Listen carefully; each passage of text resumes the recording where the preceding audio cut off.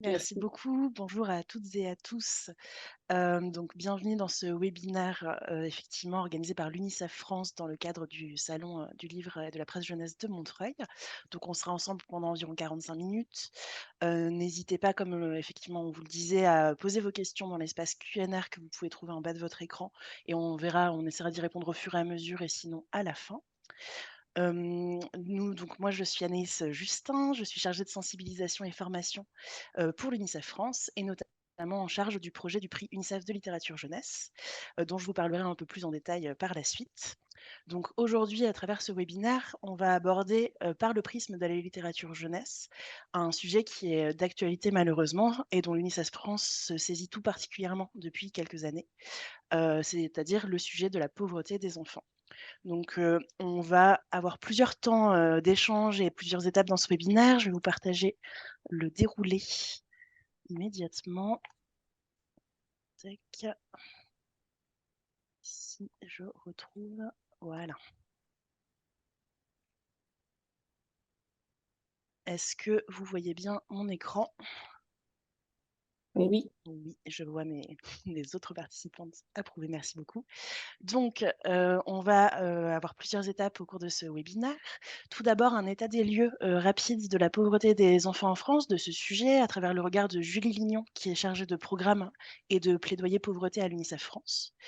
Ensuite, je vous présenterai justement un peu plus en détail ce projet du prix UNICEF de littérature jeunesse qui se saisit cette année, du sujet des inégalités. Pour aller un peu plus en profondeur sur l'aspect pédagogique de ce projet, ce qui est mené aussi par les comités et délégations bénévoles un peu partout en France, avec l'UNICEF. On échangera avec Martine Grade-Guiraud qui, a l'habitude de mener des actions, pédagogiques qui lient littérature et droits de l'enfant. Et enfin, on a le plaisir d'accueillir, Irène Shore qui est avec nous aujourd'hui, qui est autrice et illustratrice et qui va nous parler de son album Ours d'hiver, qui fait partie de la sélection du prix UNICEF 2024. Donc je vais maintenant, passer la parole pour ce premier temps à Julie, Lignon pour un état des lieux, rapide en chiffres et en données sur la pauvreté des enfants en France et l'action de l'UNICEF. merci beaucoup Anaïs. Bonjour à toutes et tous. En effet, je suis Julie Vignon, je suis chargée de plaidoyer sur la lutte contre la pauvreté à l'UNICEF France. Je travaille plus particulièrement sur les politiques publiques et les lois françaises qui peuvent concerner les enfants en essayant de faire en sorte que celles-ci prennent bien en compte la pauvreté des enfants et permettent des mesures qui puissent lutter contre la pauvreté des enfants. Peut-être pour commencer, Anaïs, si tu peux changer de slide, un rapide état des lieux de la pauvreté des enfants en France. En France, on considère qu'un enfant sur cinq vit en dessous du seuil de pauvreté et donc est considéré comme pauvre, ce qui représente 2,8 millions d'enfants. Il faut savoir aussi que ce taux de façon est une moyenne nationale et que certains territoires présentent des taux de pauvreté bien plus élevés ou bien plus faibles.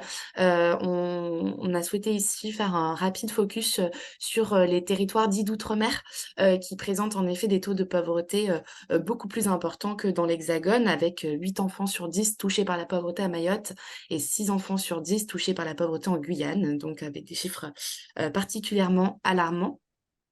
Et puis, il faut savoir que la pauvreté n'est pas uniquement mesurée sous l'angle monétaire en termes de niveau de vie, elle est également mesurée en termes de privation et de conditions de vie. Et on considère qu'en France, ce sont 16,7% d'enfants qui sont dans cette situation de pauvreté en conditions de vie, c'est-à-dire qui présentent plusieurs privations dans leur quotidien. En plus de ces éléments et le cumul de cette pauvreté monétaire et cette pauvreté en conditions de vie, on obtient un chiffre de la grande pauvreté. Donc la grande pauvreté, c'est bien ce cumul de faibles revenus et privation. Et on considère que 1,6 million de personnes sont en situation de grande pauvreté et que parmi ces personnes, 35% sont des enfants, ce qui représente environ 610 000 enfants en situation de pauvreté en 2018. Je suis vraiment désolée pour l'ancienneté des chiffres, mais malheureusement, l'INSEE produit rarement de données sur la grande pauvreté. Juste pour vous dire, et je ne l'ai pas intégré dans la diaporama, mais l'INSEE a justement publié très récemment des nouveaux chiffres sur la pauvreté qui indiquent qu'en 2021, 500 000 personnes supplémentaires sont tombées dans la pauvreté. Et les tendances pour 2022 vont aussi dans ce sens de la hausse de la pauvreté pour les personnes et notamment pour les familles. Si on peut passer juste à la slide suivante. Alors, ce qu'on souhaite mettre aussi en avant à l'UNICEF, c'est le fait que la pauvreté des enfants, elle est plurielle. En effet, elle est monétaire, comme je le disais, mais elle n'est pas uniquement reliée à ce manque de ressources financières. Les enfants, quand on les interroge sur la pauvreté, associent souvent cette pauvreté au fait de subir des privations dans leur quotidien, dans les aspects immédiats de leur vie, notamment dans les domaines de la nutrition, de la santé, de l'éducation, du logement, de la protection, parfois aussi de l'accès à l'information. Et on parle alors de pauvreté multidimensionnelle. À l'UNICEF, c'est ce qu'on met bien en avant, avec une approche par les droits, c'est-à-dire que la pauvreté impacte nécessairement les droits de l'enfant, notamment le droit à la santé, encore une fois, à l'éducation, au logement, à la protection, à la nutrition, mais bien d'autres. Et c'est bien cette approche par les droits que nous essayons de promouvoir et de mettre en avant à l'UNICEF, tant auprès du grand public qu'auprès des pouvoirs publics dans notre rôle de plaidoyer.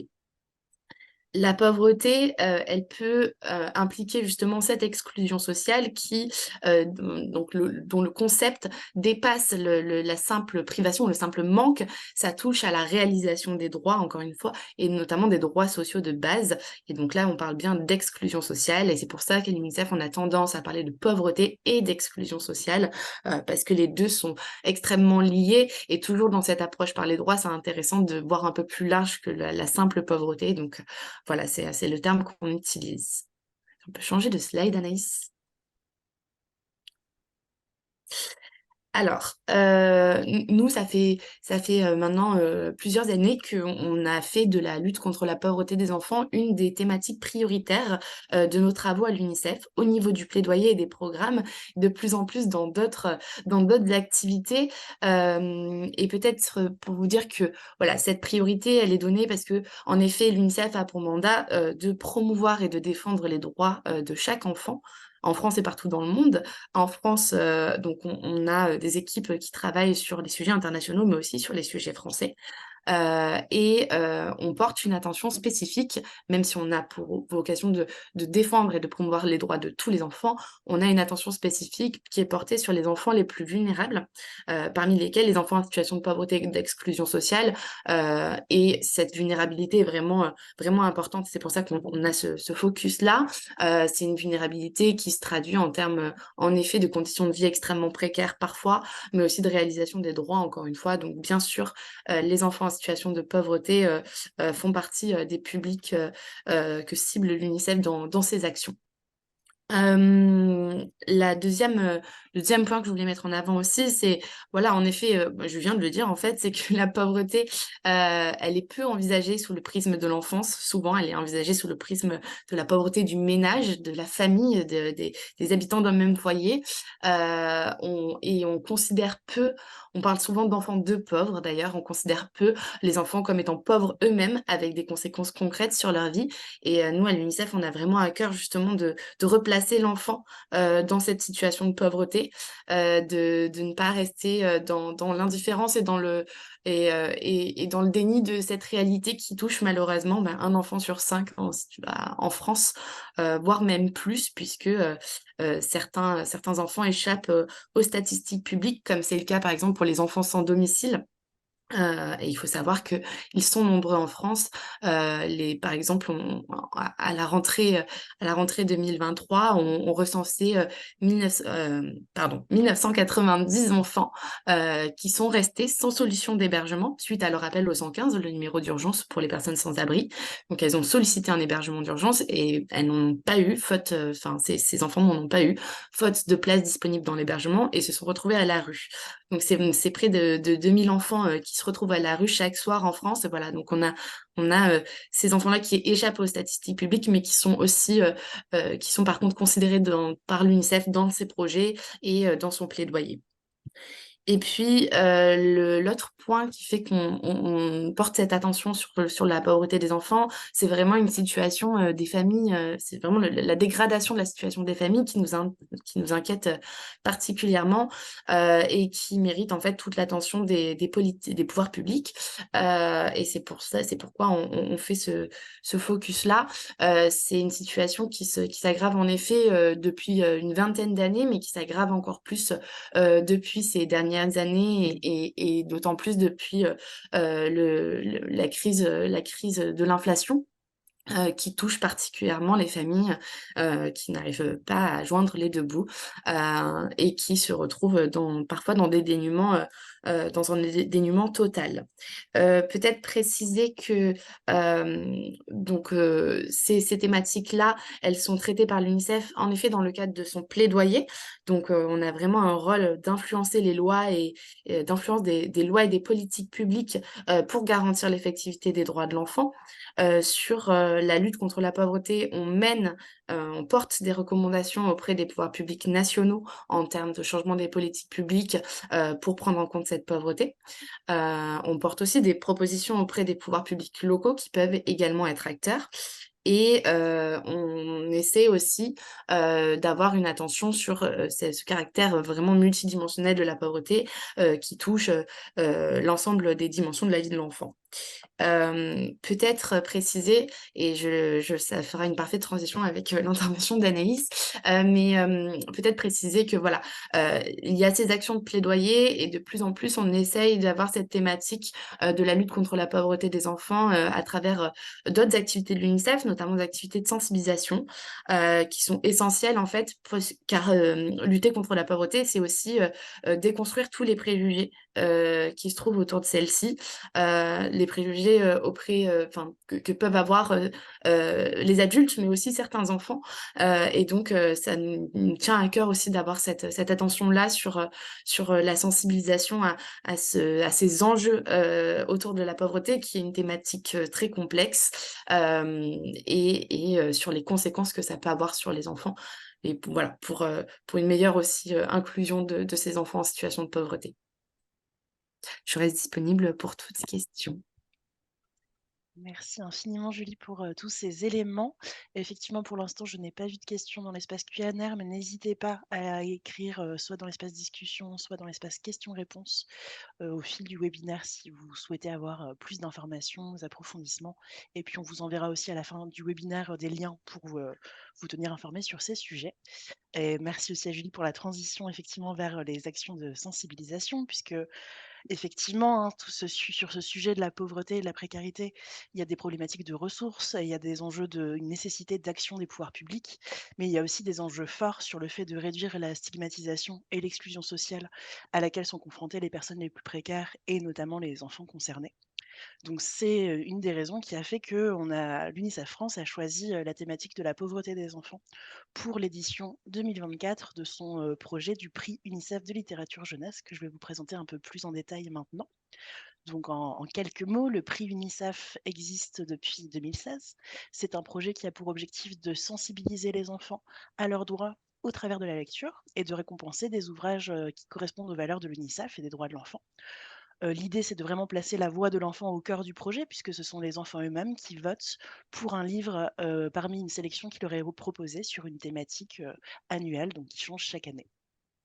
Ça s'adresse principalement aux enfants de 3 à 15 ans, avec des sélections qui sont réparties en différentes catégories d'âge. Donc il y a 16 livres en tout et 4 livres à lire dans chaque catégorie. Cette année, l'intitulé de notre prix et de notre sélection, C'est pas juste la pauvreté à hauteur d'enfant. On vise vraiment à travers la sélection qui a été faite à, informer, les enfants sur leurs droits, sur la pauvreté, faire connaître des situations qui sont trop souvent invisibilisées. On va vraiment aller chercher des personnages, des vécus qui sont peut-être différents de ceux que les enfants connaissent pour, leur présenter différentes réalités. Et puis on a aussi pas mal d'ouvrages qui encouragent évidemment à la solidarité, à l'action engagée, au fait de se mettre à la place d'eux, et cetera. Donc pour vous présenter, rapidement, l'ensemble de cette sélection, alors je ne rentrerai pas dans le détail de chacun de ces 16 livres, mais je vous invite vivement à aller les consulter. On a donc, effectivement, 4 catégories, avec des livres qui traitent, aussi bien des enjeux de pauvreté liés à la migration, par exemple dans Le Petit cœur de Dina, dans La jungle aussi qui aborde, la jungle de Calais dans la catégorie 9-12 ans.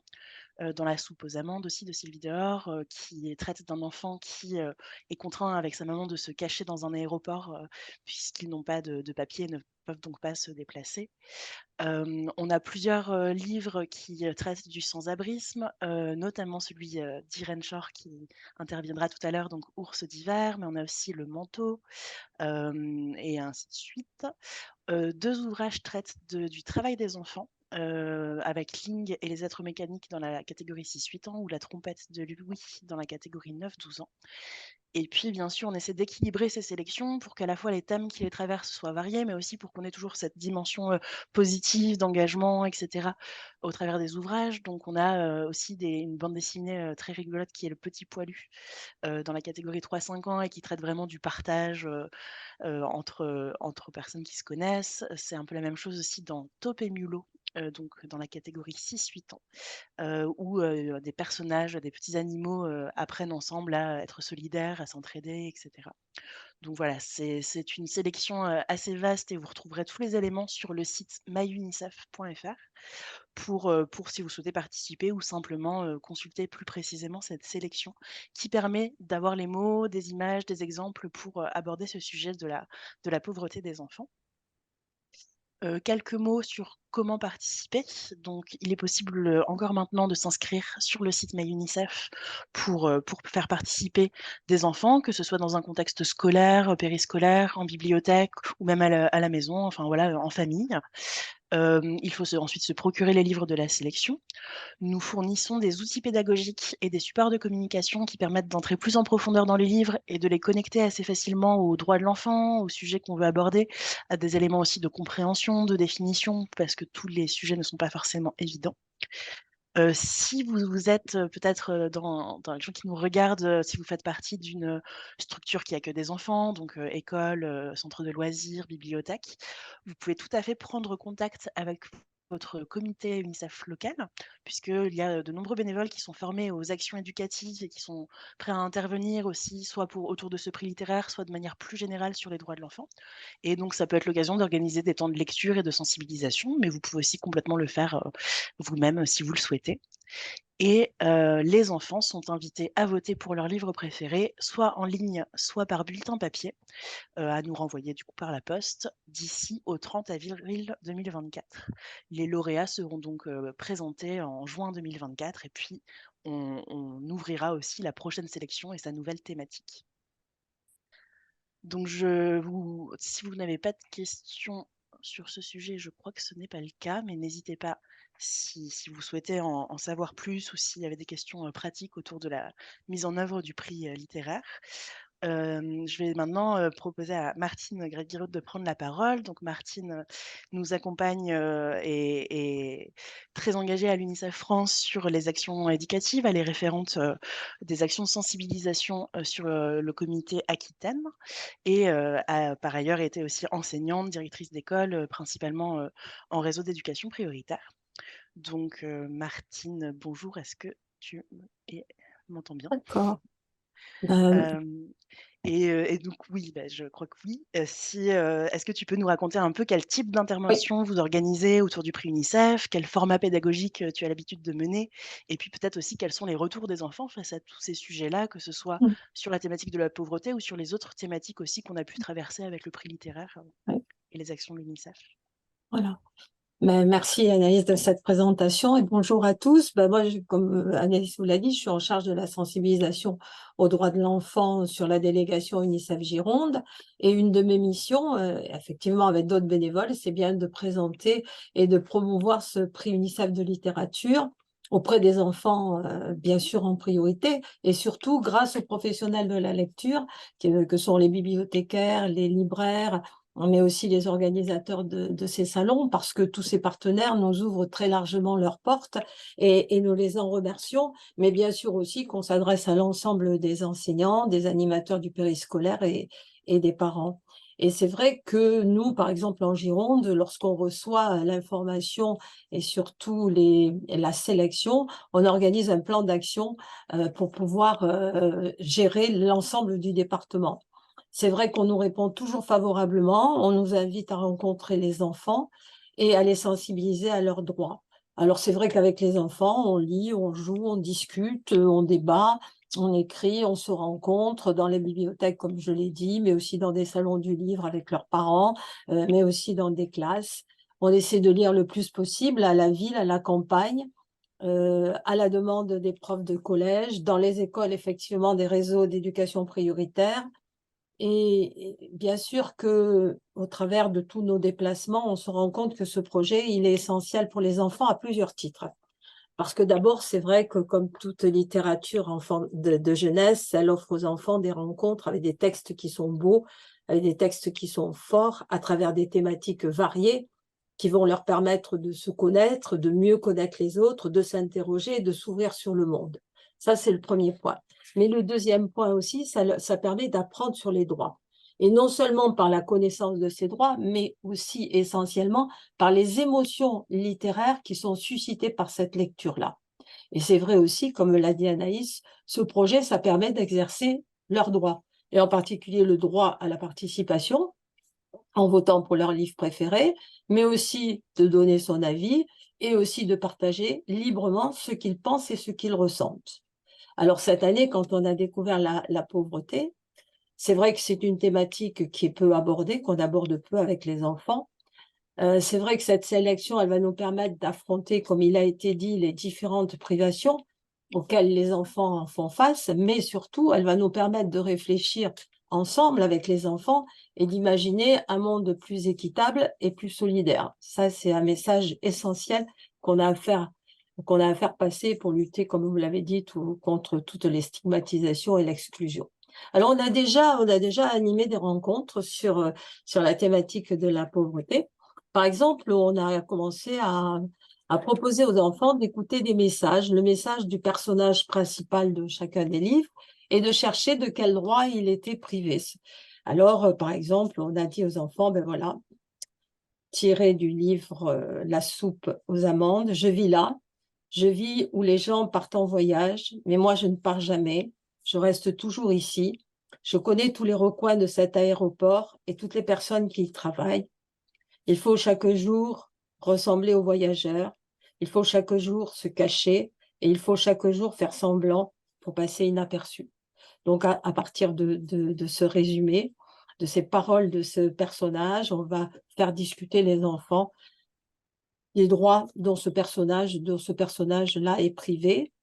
Et c'est vrai qu'on se rend compte qu'on a beaucoup discuté, qu'on a beaucoup débattu, et on a constaté que certains enfants avaient des avis déjà très tranchés sur les causes de la pauvreté.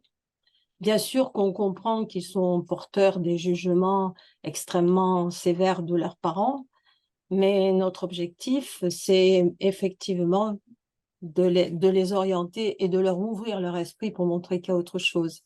On a beaucoup aussi travaillé sur le manteau rouge. Le manteau rouge, c'est un très joli album qui est réservé aux 6-8 ans. Cette petite fille, elle a rêvé depuis des années d'un manteau rouge qu'avait sa sœur. Enfin, elle va pouvoir hériter de ce manteau rouge. Et voilà que tous les matins, elle croise une petite fille qui est sur le trottoir avec sa maman, qui a froid. Et évidemment, elle va décider de donner ce manteau à cette petite fille. Et quand on a discuté avec les enfants, on leur a demandé, vous, qu'est-ce que vous auriez fait? Et on a eu des réponses qui nous ont fait froid dans le dos, des enfants qui ont dit, non, non, mais si elle est pauvre, c'est parce qu'elle veut bien être pauvre. Si les parents y travaillent, on n'est pas pauvre. Voilà. C'est vrai que déjà l'an dernier, sur le thème de la famille, on avait rencontré aussi des réactions comme ça très controversées à partir d'un album qui s'appelait Camille veut une famille, dans lequel c'était un petit hérisson qui fuyait sa famille ordinaire et qui a découvert tout type de famille. Un seul papa, deux mamans. En fait, c'était un hymne à l'amour et à la tolérance. Et c'est vrai que déjà, en maternelle, on voyait des enfants qui refusaient ces familles non ordinaires. Alors oui, ces livres, ils ouvrent le débat. Oui, ces livres, ils sont là pour faire comprendre le respect à l'autre, la tolérance, la solidarité.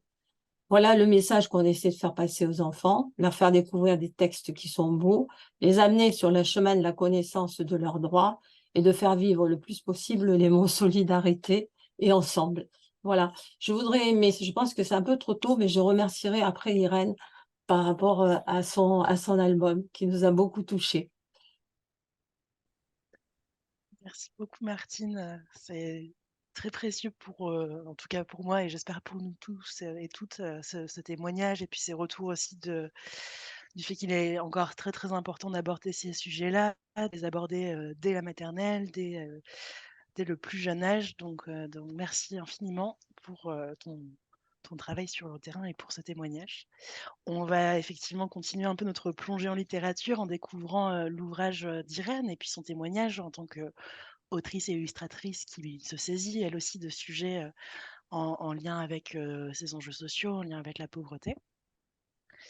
Donc j'essaie de, voilà, changer de slide.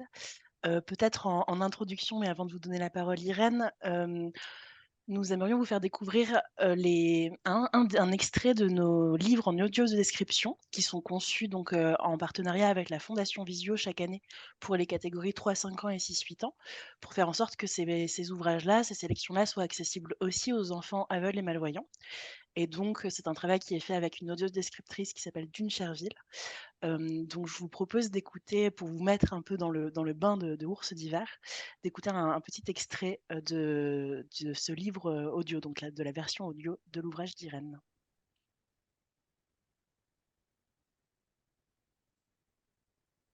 Et je ne sais pas si ça se lance.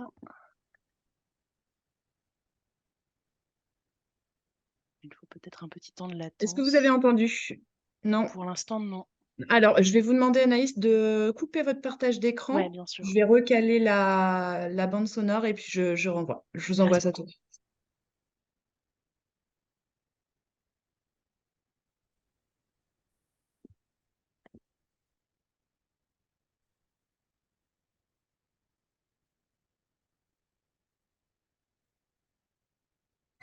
J'ai parcouru la ville en allant d'un endroit chaud à un autre. Je n'étais pas toujours le bienvenu. Aldo traverse la ville, assis dans un bus, ses affaires dans son sac en papier. Plus tard, il cherche un refuge dans le couloir d'un immeuble. Un chien lui ordonne de ne pas rester là et lui montre du doigt la sortie. Au supermarché, Aldo regarde avec envie des dizaines de pots de miel alignés dans un rayon. Des clients font leurs courses avec des caddies ou des paniers sans faire attention à lui. Petit à petit, j'ai fait la connaissance des gens de l'hiver. Cela m'a fait chaud au cœur. Chaud les marrons, chaud. Plus tard, dans un marché en plein air, Aldo sympathise avec un vendeur de marrons chauds. Chaud les marrons chauds. Sur le stand, une pancarte indique « Chez Luigi ». Luigi m'a donné une écharpe et m'a aidé à trouver un petit travail. Merci beaucoup à l'équipe d'organisation pour le passage de l'extrait. Donc voilà, c'est un petit moment audio, d'Ours d'hiver, mais qui est aussi, très chouette à découvrir évidemment avec ces illustrations que d'ailleurs je vais essayer de vous repartager immédiatement. Hop. Donc, effectivement peut-être pour vous introduire Irène, avant de rentrer dans le détail de ce livre, vous êtes, Irène Schor, vous êtes, autrice et illustratrice indépendante pour la presse et l'édition. En Suisse et en France, vous avez notamment collaboré avec les éditions des éléphants, Syros, les éditions Naïves, Kilowatt ou encore les éditions des grandes personnes. Je vous remercie vivement d'être avec nous aujourd'hui pour échanger, autour de cet album et puis de votre travail en général. Donc, Ours d'hiver, il est paru en janvier 2023, si je ne me trompe pas, aux éditions des éléphants. Donc, peut-être, d'abord, donc, oui, je vais peut-être vous demander, alors qu'est-ce que ça raconte ce livre Ours d'hiver et comment vous est venu ce choix de thème, cet angle particulier, d'un ours, sans abri?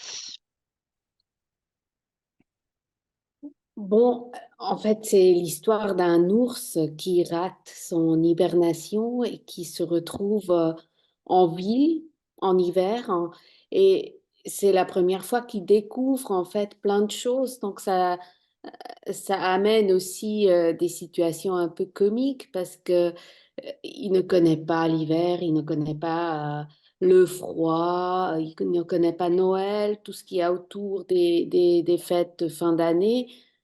Donc, petit à petit, il se connecte, il rencontre des gens qui l'aident, même s'il est toujours un peu limite, on ne sait pas trop. Il a de la chance, mais ça vient aussi, je pense, de sa personnalité, qui a un côté assez candide et assez pragmatique aussi, peut-être. Et donc, il y a toujours des petites portes qui s'ouvrent. Donc, finalement, il traverse l'hiver et puis il arrive au printemps. Donc, voilà où il rencontre un ami ours qui a hiberné, lui, de son côté, et qui il lui raconte en fait son hiver. Donc, c'est un peu la boucle de la fin. À la fin, on revient au début et on se rend compte que, en fait, c'est ce qu'il raconte à son ami ours. Donc,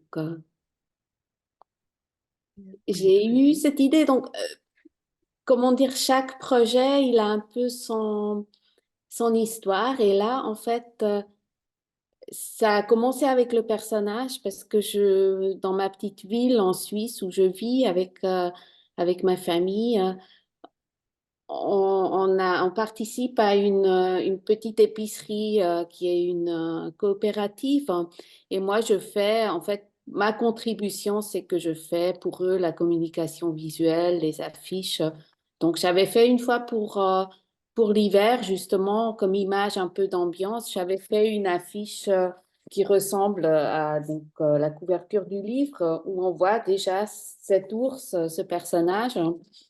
Et une fois, quand j'avais vu mes éditrices à Paris, j'ai donc Ilona et Caroline des éditions des éléphants. Elles m'ont dit, mais on a vu sur Instagram ton ours, on l'a bien aimé, tu pourras pas faire un livre avec lui. Et dans le TGV du retour, je me suis posé un peu la question, mais en fait, cette image, elle est un peu fausse parce que normalement, en hiver, un ours, ça devrait hiverner. Donc, qu'est-ce qui lui arrive? Pourquoi il est dehors, hein?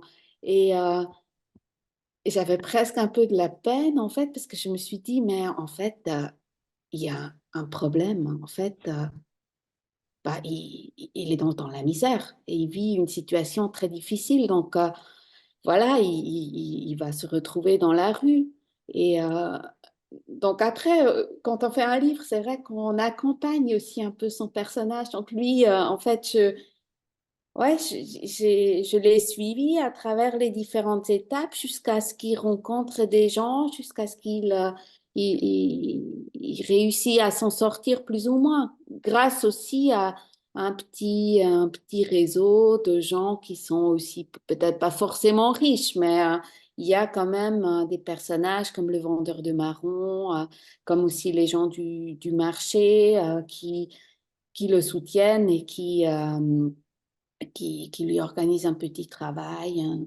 Et puis finalement, oui, il devient aussi ami avec le Père Noël euh, sans vraiment savoir qui c'est, puisqu'il ne connaît pas Noël. Donc ça, je me suis dit, c'est pour les enfants, c'est drôle en fait, quand ils savent plus, eux, en fait, que le personnage principal. Donc voilà, jusqu'à la fin, on ne sait pas trop s'il a vraiment compris qui était le Père Noël, mais en tout cas, il devient son ami.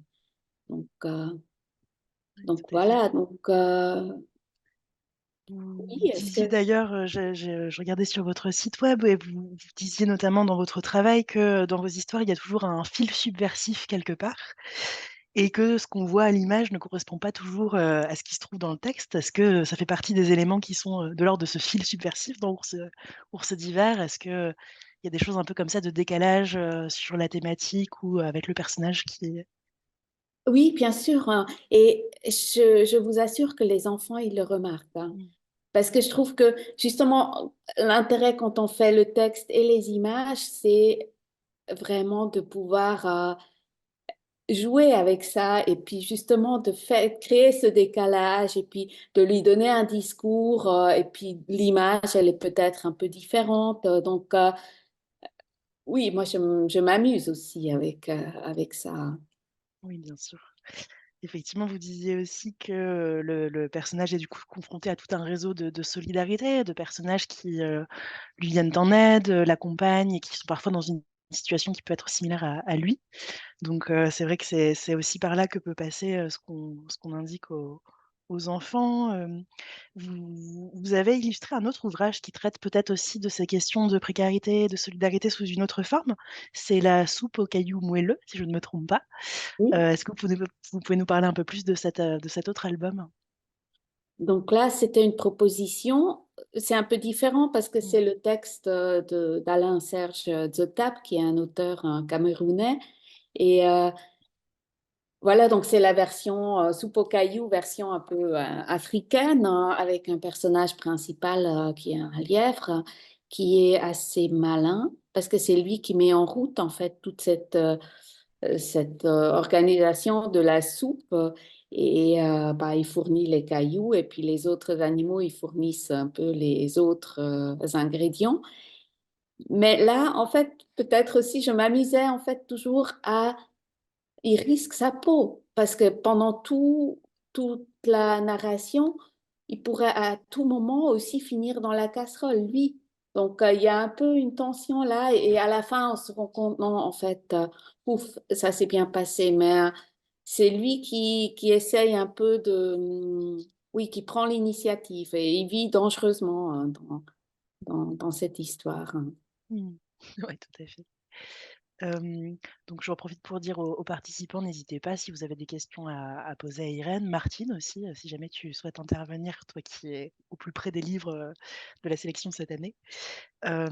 Et sinon Irène, j'avais aussi une autre question. Est-ce que, de manière générale, vous constatez que, la littérature jeunesse, ça ouvre un espace d'échange qui est particulier entre l'enfant et l'adulte, notamment sur des sujets, tels que la pauvreté, mais aussi de manière générale? Est-ce que, soit dans vos expériences, je crois que vous êtes maman, soit dans vos expériences, aussi, dans les ateliers ou les moments où vous pouvez rencontrer les enfants, vous voyez que ça ouvre des dialogues, Oui, entre les enfants et les bien adultes? sûr. Et je fais régulièrement des interventions dans les écoles et dans des médiathèques, notamment aussi en zone d'éducation prioritaire. Et c'est très précieux de pouvoir proposer un livre et puis ouvrir la discussion par un livre. Et c'est clair que bah, moi, à la base, la question de l'injustice sociale, elle me révolte, mais vraiment, et parce que je trouve que ça, on sent aussi quand on est confronté à des enfants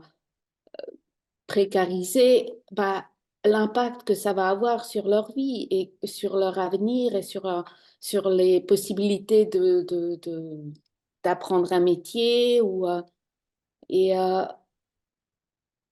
finalement, comme j'ai dit tout à l'heure, cette histoire, elle s'est écrite un peu toute seule, mais c'est vrai que j'ai aussi saisi l'occasion pour parler de cette thématique parce que quand on a des enfants et quand on voit des sans-abri avec les enfants, c'est toujours quelque chose qui les met extrêmement mal à l'aise et qui les préoccupe parce que l'idée que quelqu'un n'ait plus de chez soi, c'est vraiment ce qu'il y a de plus horrible dans le sens où on n'a plus d'endroit où on peut se réfugier. Et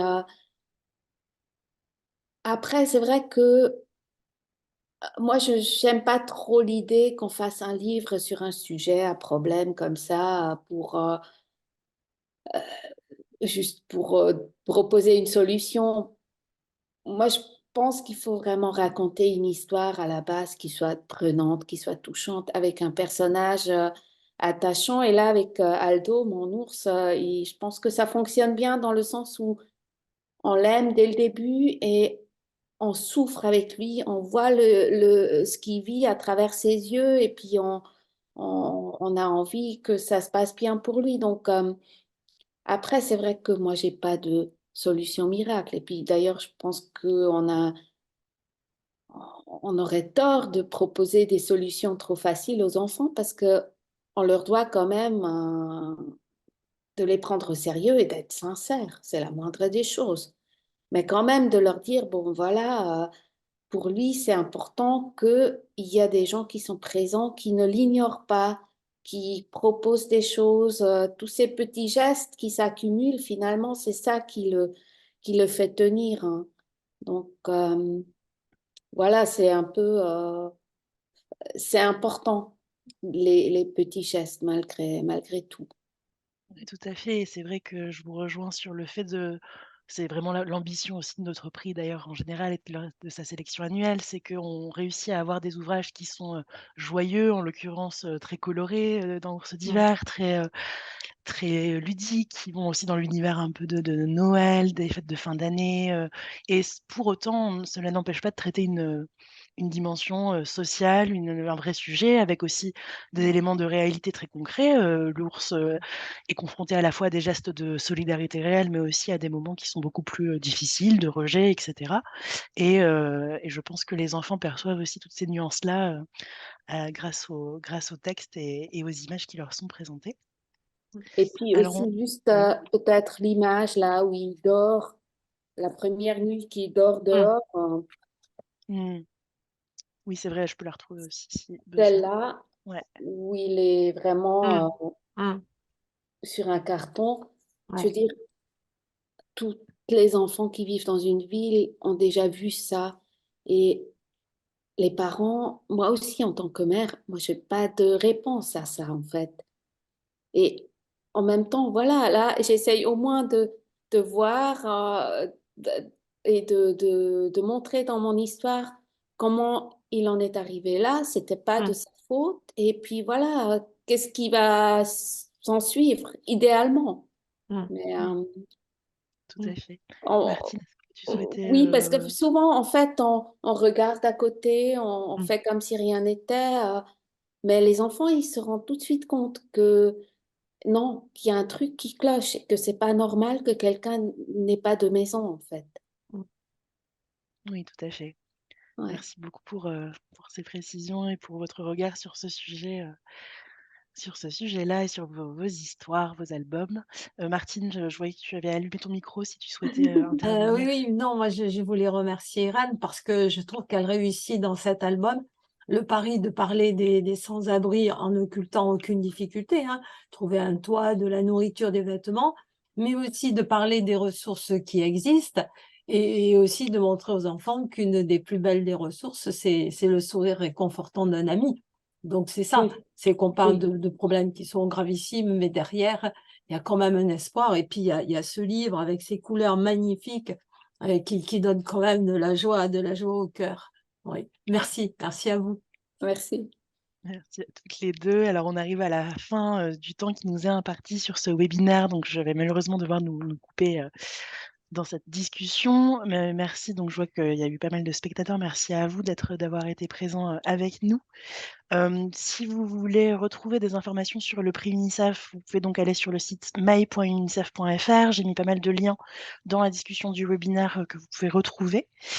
Nous serons aussi présents, donc l'UNICEF France, autour du prix, le 30 novembre au salon, du livre et de la presse jeunesse de Montreuil, avec une autre autrice sélectionnée, cette fois dans la catégorie 9-12 ans, qui est Sylvie Dehors, autour de son livre La soupe aux amandes, dont Martine a lu Ah, un extrait tout à l'heure. Donc c'est plutôt, pensé pour les publics scolaires, mais si mm. jamais vous êtes au salon à ce moment-là, n'hésitez pas. Et puis je pense que vous pourrez retrouver Irène aussi, sur le salon. Si je ne me trompe pas, c'est le samedi après-midi et le dimanche après-midi, sur le Oui, stand des éditions des éléphants. C'est bien ça, Irène? oui, c'est ça, oui. Super, pour, des dédicaces notamment d'ours d'hiver du coup et puis, bah, voilà, pour ma part, je vous remercie, vivement d'avoir assisté à ce webinaire et puis je rends, peut-être la parole à l'équipe du salon si besoin. Et sinon, Merci beaucoup à toutes les trois. On remercie Julie également qui est partie un peu avant. Je rappelle aux spectateurs qui ont assisté au webinaire qu'ils peuvent retrouver les replays de l'ensemble des webinaires de ces 2 journées professionnelles début décembre. Elles seront accessibles pendant 4 semaines sur la plateforme Marcom. Donc n'hésitez pas à les visionner, revisionner autant que vous voulez. Je vous souhaite un bon salon et une très belle fin de journée. Merci de votre participation. À bientôt.